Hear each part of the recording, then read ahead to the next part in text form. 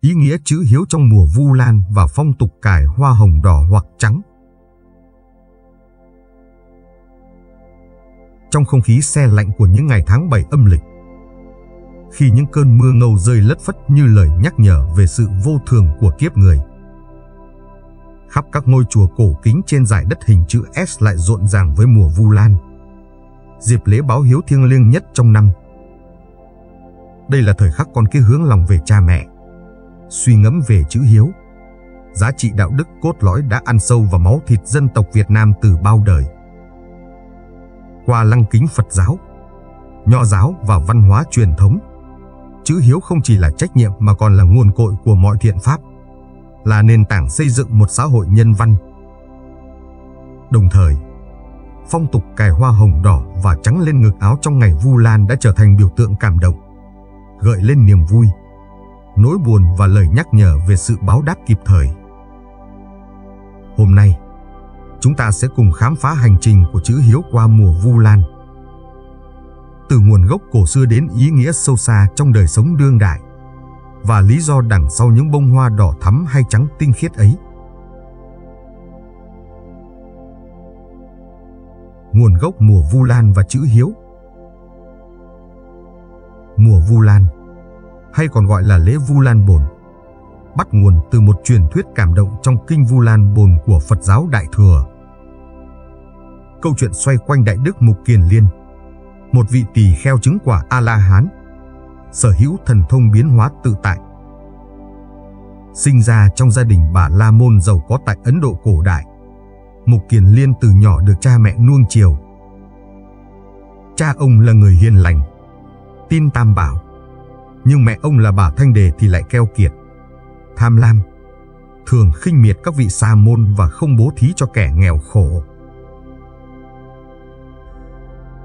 Sau khi cha mất, Mục Kiền Liên xuất gia theo Phật, còn mẹ ông tiếp tục sống trong giàu sang nhưng đầy ác nghiệp. Khi đã đắc đạo, Mục Kiền Liên dùng thiên nhãn thông để tìm kiếm cha mẹ ở các cõi. Ông vui mừng thấy cha sinh về cõi trời nhờ phước lành lúc sinh thời. Nhưng khi nhìn xuống cõi ngạ quỷ, ông đau đớn phát hiện mẹ mình đang chịu khổ hình. Thân hình gầy guộc như que củi, da bọc xương, miệng phun lửa, bụng phồng to vì đói khát triền miên. Do nghiệp lực keo kiệt, bà phải chịu quả báo không thể ăn uống. Mục Kiền Liên vội dùng thần thông bay xuống, mang bát cơm dâng cho mẹ. Thế nhưng, khi bà Thanh Đề đưa tay nhận, cơm lập tức biến thành than lửa đỏ rực, khiến bà càng thêm thống khổ. Nước mắt lăn dài, Mục Kiền Liên trở về bạch với Đức Phật Thích Ca Mâu Ni, cầu xin cách cứu vớt. Đức Phật từ bi dạy: nghiệp lực của mẹ ngươi quá nặng, một mình ngươi dù có thần thông cũng không cứu nổi. Phải nhờ vào sức mạnh thanh tịnh của chúng tăng trong ngày Tự Tứ, rằm tháng 7, khi các vị tỳ kheo kết thúc 3 tháng an cư kiết hạ, thanh lọc thân tâm. Phật chỉ dẫn Mục Kiền Liên sắm sửa trai diên, y phục, tứ sự, thực phẩm, y áo, thuốc men, chỗ ở, để cúng dường chúng tăng 10 phương, rồi nhờ các vị chú nguyện hồi hướng công đức cho mẹ. Mục Kiền Liên làm theo, và nhờ phước lành ấy, bà Thanh Đề thoát khỏi kiếp ngạ quỷ, sinh về cõi lành.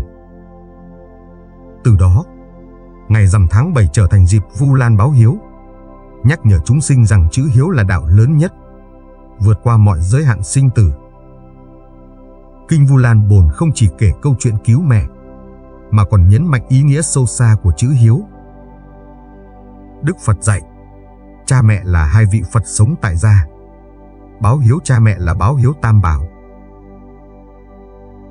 Chữ hiếu không chỉ là cung dưỡng vật chất, mà còn là kính trọng tinh thần, hướng dẫn cha mẹ tránh ác làm lành, và khi họ qua đời, làm việc thiện để hồi hướng công đức. Công ơn cha mẹ mênh mông như trời biển, cha như núi Thái Sơn vững chãi, mẹ như dòng sông nguồn cội nuôi dưỡng. Ca dao Việt Nam khắc họa, công cha như núi Thái Sơn, nghĩa mẹ như nước trong nguồn chảy ra, một lòng thờ mẹ kính cha, cho tròn chữ hiếu mới là đạo con.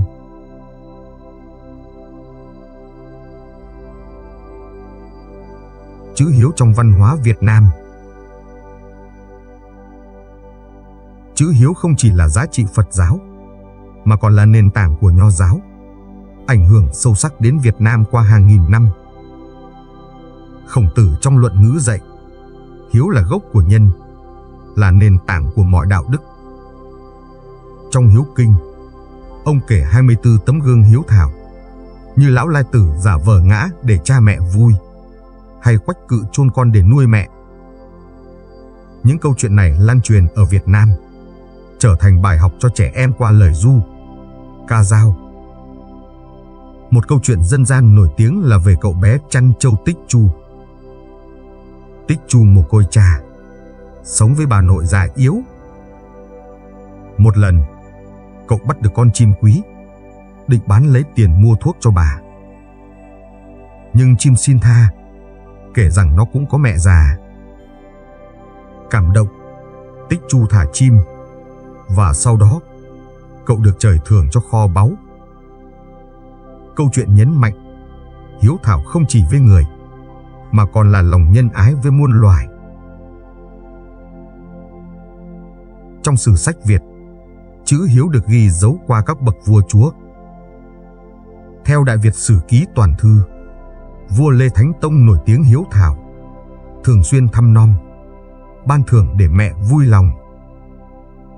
Nguyễn Trãi trong Gia Huấn Ca viết, hiếu thảo là đầu việc thiện, bất hiếu là đầu tội ác. Nguyễn Du trong truyện Kiều khắc họa Thúy Kiều bán mình chuộc cha, thể hiện chữ hiếu hy sinh cao cả. Những giá trị ấy thấm vào đời sống. Tết Nguyên đán, con cái quỳ lạy cha mẹ. Trong đám tang, con cái để tang 3 năm. Và trong mùa Vu Lan, cả nhà tụ họp cúng rằm, kể chuyện xưa để giáo dục con cháu.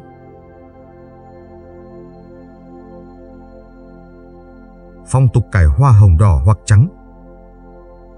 Một trong những biểu tượng đẹp nhất của mùa Vu Lan là phong tục cài hoa hồng đỏ hoặc trắng, du nhập vào Việt Nam qua bài viết Bông hồng cài áo của thiền sư Thích Nhất Hạnh, sáng tác năm 1962 tại Nhật Bản. Thiền sư kể rằng, trong một buổi lễ, ông thấy các bạn trẻ Nhật được cài hoa lên áo.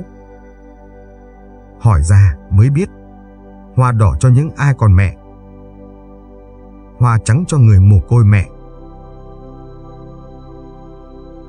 Cảm động trước ý nghĩa ấy, thiền sư mang về Việt Nam, kết hợp với lễ Vu Lan để tôn vinh chữ hiếu. Ban đầu, phong tục tập trung vào mẹ, nguồn cội tình thương, nhưng sau mở rộng cho cả cha, vì công ơn cha mẹ đều thiêng liêng như nhau. Tại sao là hoa hồng đỏ và trắng? Hoa hồng đỏ tượng trưng cho tình yêu nồng nàn, sự sống động, may mắn và máu thịt ấm áp. Khi cài hoa đỏ, người ta bày tỏ niềm hạnh phúc vì còn cha mẹ bên cạnh, như lời nhắc, hãy trân trọng hiện tại, báo hiếu ngay khi còn kịp. Màu đỏ gợi lên dòng máu từ tim cha mẹ chảy đến con, nuôi dưỡng qua 9 tháng mang thai, bao năm tần tảo.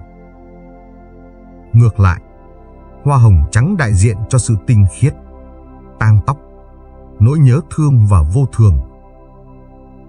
Cài hoa trắng, người ta tưởng niệm cha mẹ đã khuất, chấp nhận sự ra đi để sống tốt hơn, cầu nguyện linh hồn họ siêu thoát về cõi niết bàn.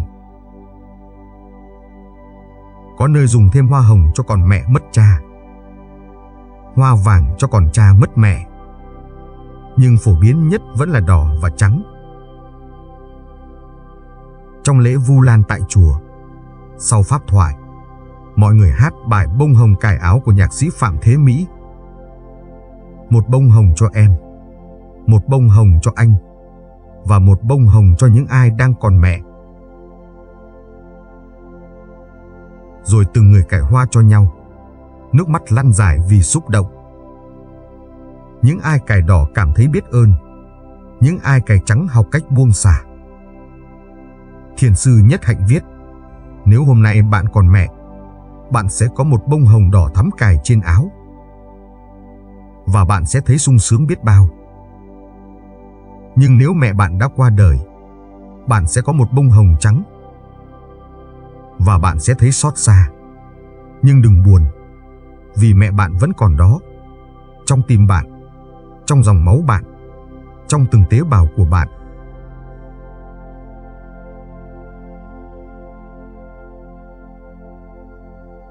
Chữ hiếu trong đời sống hiện đại.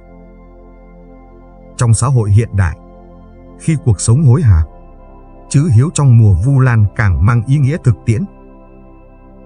Nhiều người trẻ bận rộn, ít về thăm cha mẹ.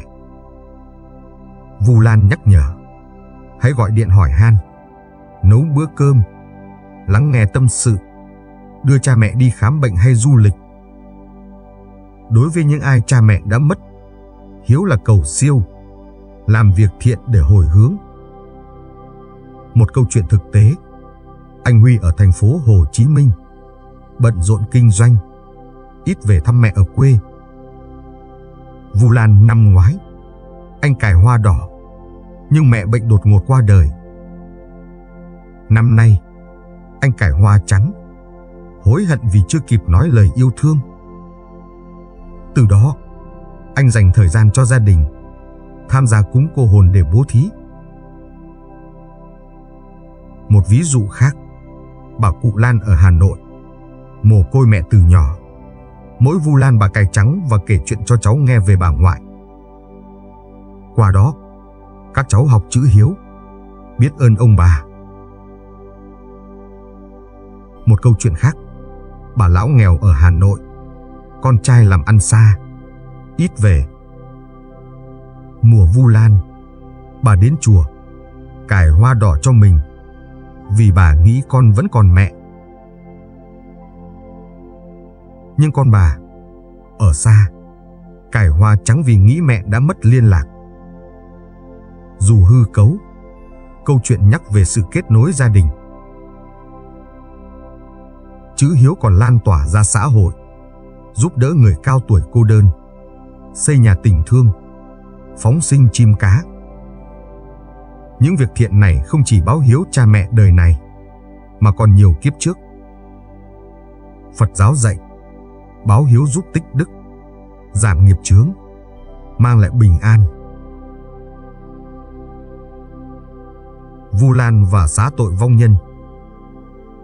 Mùa Vu Lan còn gắn với lễ xá tội vong nhân, cúng cô hồn. Theo dân gian, tháng 7, Diêm Vương mở cửa ngục cho các vong hồn về dương thế. Người ta cúng cháo lá đa, gạo muối để bố thí, hồi hướng cho tổ tiên. Đây là cách báo hiếu rộng lớn, không chỉ cho cha mẹ hiện tại mà cả những kiếp trước. Nhiều gia đình tổ chức cúng rằm lớn, mời họ hàng tụ họp, kể chuyện xưa để giáo dục con cháu. Mùa Vu Lan không chỉ đặc trưng ở Việt Nam. Ở Trung Quốc, lễ Ulam Bana cũng tổ chức vào rằm tháng 7, với nghi thức cúng dường và cầu siêu. Ở Nhật Bản, lễ Obon kéo dài 3 ngày. Người dân thắp đèn lồng dẫn lối cho linh hồn tổ tiên. Nhưng ở Việt Nam, Vu Lan mang màu sắc riêng, kết hợp Phật giáo, Nho giáo và phong tục dân gian, với điểm nhấn là bông hồng cài áo.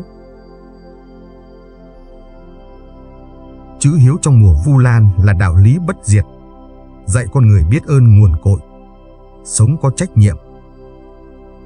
Phong tục cài hoa đỏ trắng là lời nhắc nhở sống động, đỏ cho hạnh phúc hiện tại, trắng cho bài học vô thường. Trong thời đại số, khi khoảng cách địa lý xa xôi, chúng ta càng cần giữ gìn giá trị này.